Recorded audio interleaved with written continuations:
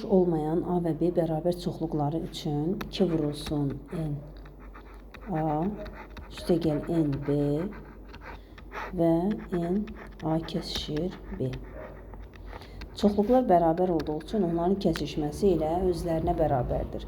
Və onların elementləri sayı da bir-birinə bərabər olduğu üçün biz n-a'ya x desək, n-b də x olacaq, kəsişmə də elə x olacaq.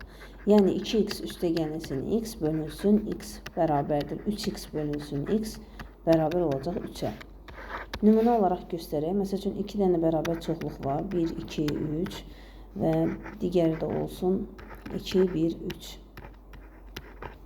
Bilirik ki, elementlərin yerini dəyişsək də çoxluq üçün fərqi yoxdur. Bu çoxluqlar bərabərdir. Və birincinin 3 elementi var, digərində 3 elementi var. Kəsişməsi də elə yenə 1, 2, 3 olduğu üçün o da 3 elementdən ibarət olacaq. Ona görə də əgər birinə x element, digərinə də x element desək, elə kəsişmədə x element olur.